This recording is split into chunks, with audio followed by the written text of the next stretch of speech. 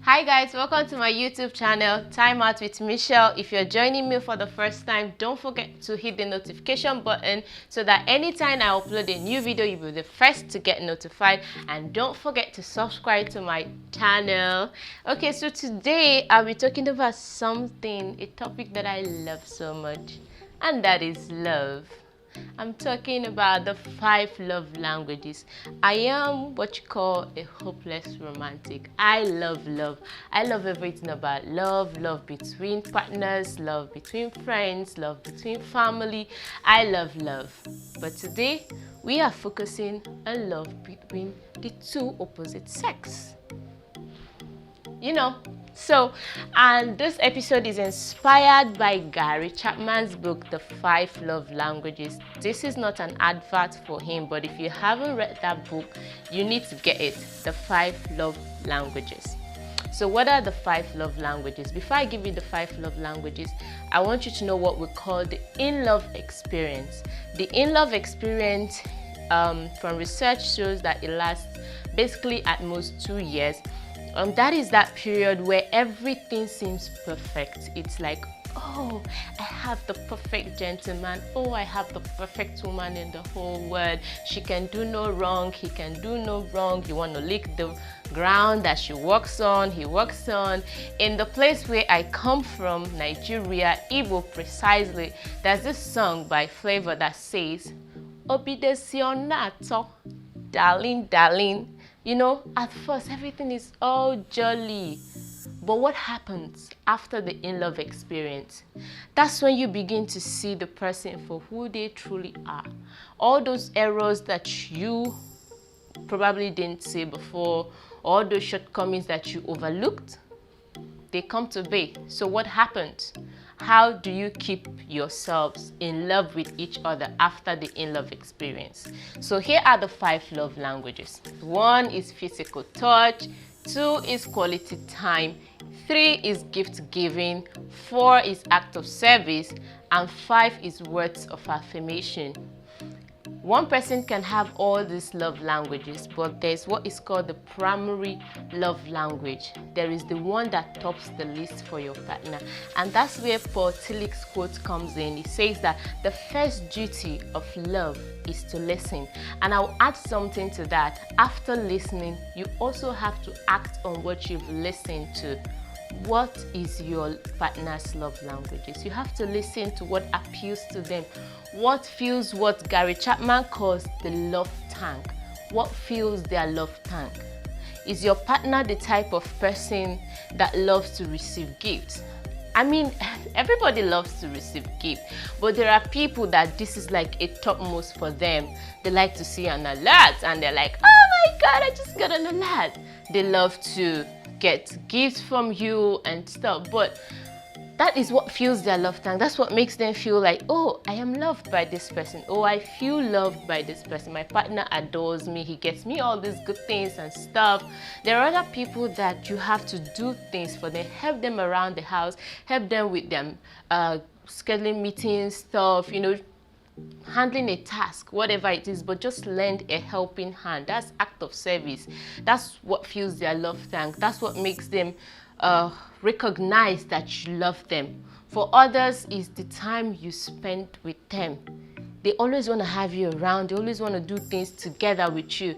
You see, there are people that say, I love to do this with my partner. I would love to travel with my partner. I would love to have this with my partner. They always want to have something to do together with you. It's like Gemini. Geminis are like twins. They always want to do something with you. That is their primary love language. They like to spend time. And when you don't spend that time with them, it gets them wondering, does he still love me? Does he still find me attractive? Is someone else taking my space?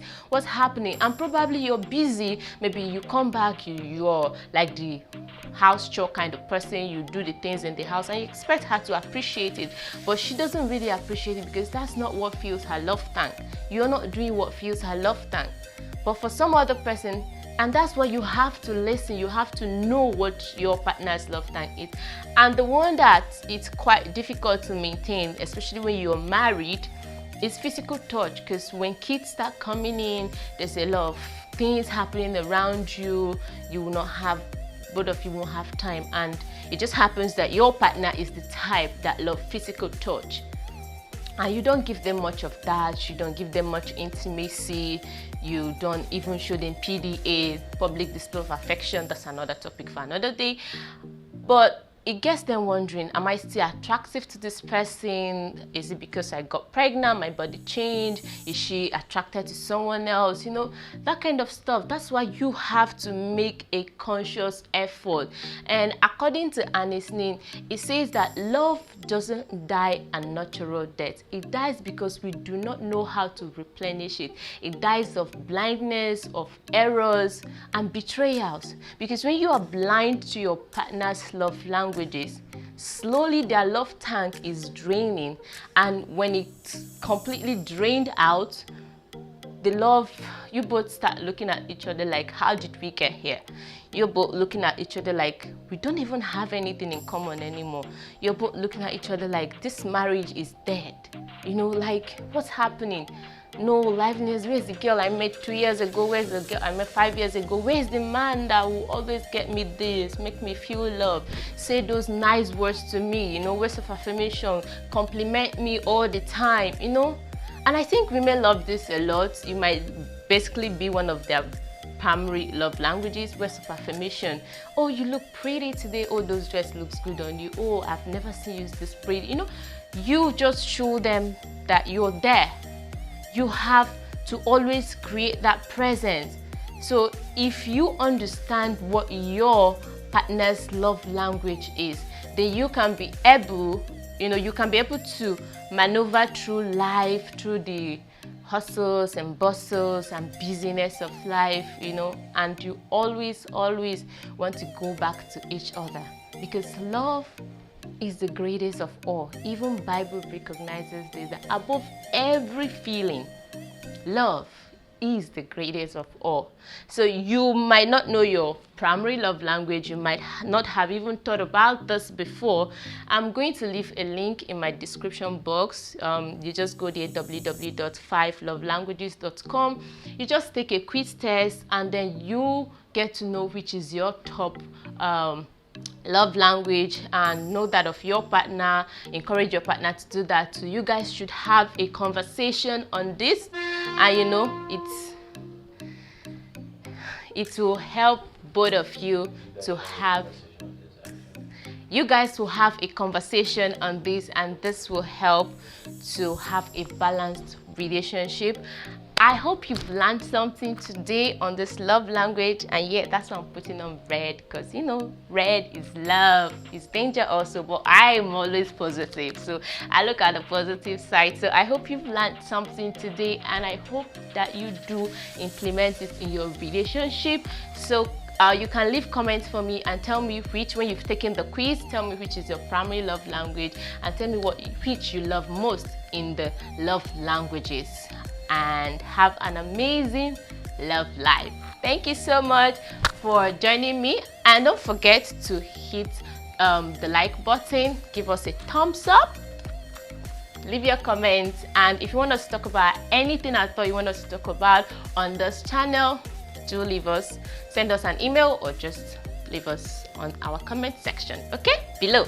Thank you so much. See you on my next video. Hasta luego.